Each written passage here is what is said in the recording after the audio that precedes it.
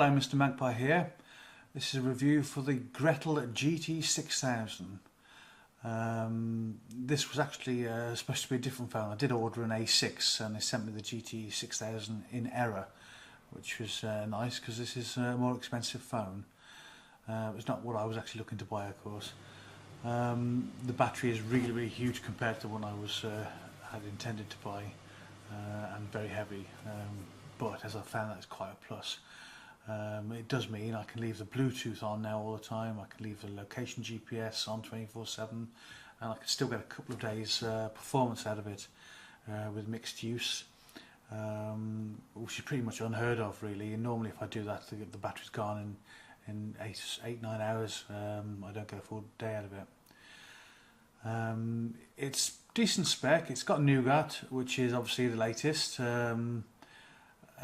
That's pretty much been left alone with them as well. It hasn't got too much of a skin on it. They have done it iOS style, where there's no app drawer and you get these gold icons which look very nice, but as soon as you add your own, it looks a bit of a mess. So I have got rid of those and put a Nova launcher on, which makes it look a lot nicer.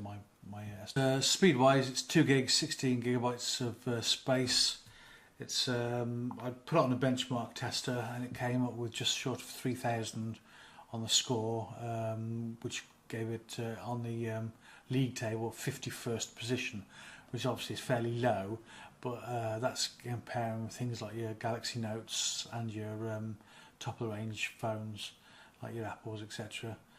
But in actual usage, it is quite swift. I don't have any problem waiting for things to happen.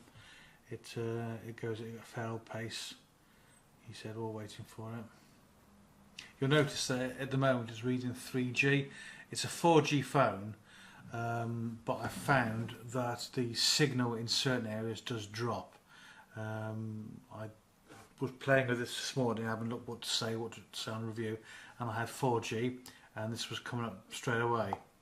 So that's interesting. It comes and goes. Having said that, the weather's gone very overcast now, and I think we're just about to have some rain, so that might be something to do with it. So look at YouTube, see what that's doing.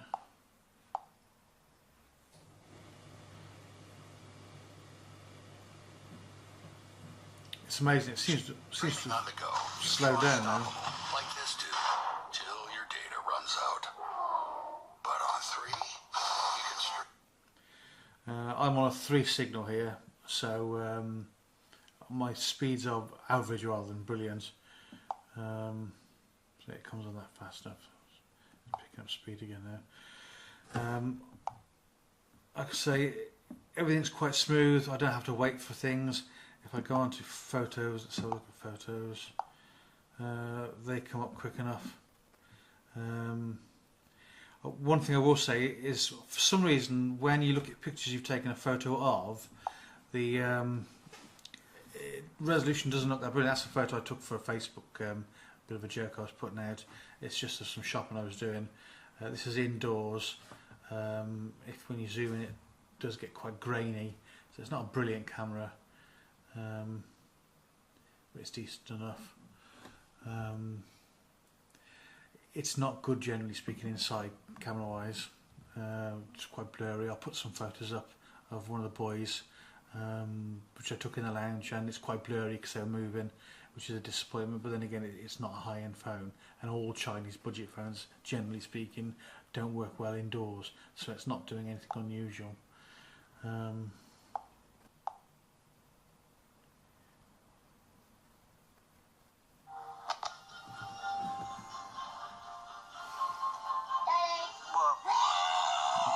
don't do that. You'll fight people.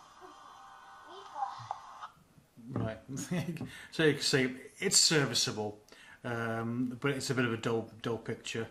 And when I took some pictures, let's see if I can find somebody. Oh, these are taken with the previous camera, I think. No, I was trying to find one of my one son where he's moving his arms, but it's quite blurry. But it's obviously gone.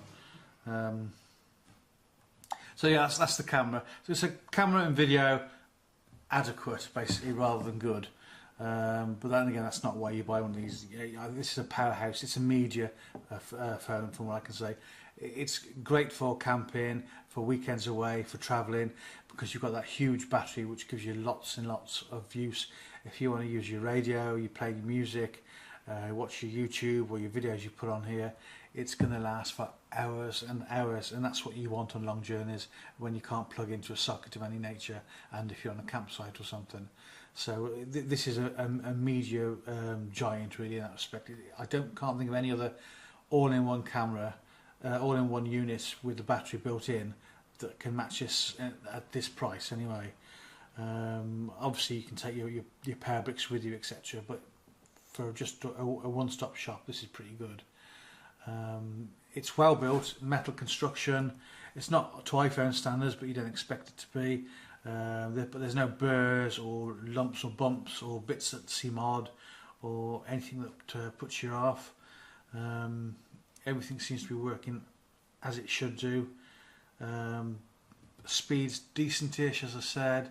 The GPS works. You can use it as for travelling.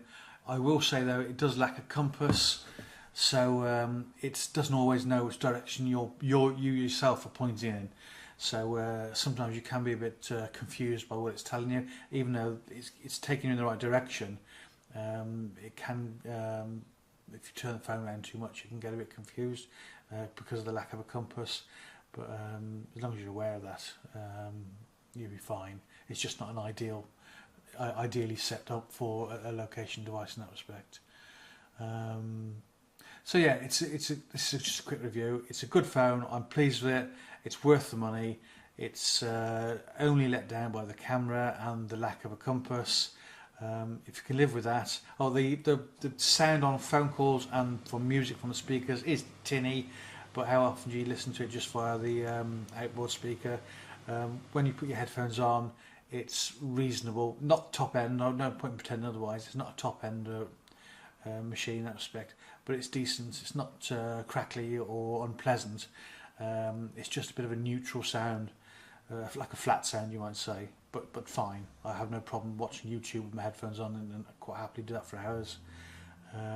So yeah, I think this is a good backup phone, a good kids phone, because they're social media mad these days. 4G does drop, that's another fault. But then again, there aren't many phones of this size with 4G at all, and that is obviously going to also be dependent on your area. At work, I find it stays on 4G all day. At home, it drops every now and again. Like I say, it was 4G fine this morning, sat in the same seat, and yet now it's gone. So that's odd, but there you go. So yeah, that's the Gretel GT6000. Good value. It's available at Amazon, AliExpress, GearBest, all the usual places. For peace of mind, I guess Amazon's the best bet, where it's priced at £109 at present. I've seen it on AliExpress on special offer down to about £80. So you pay your money and takes your choice on that one. So there you go, the Gretel GT6000. Thanks for watching.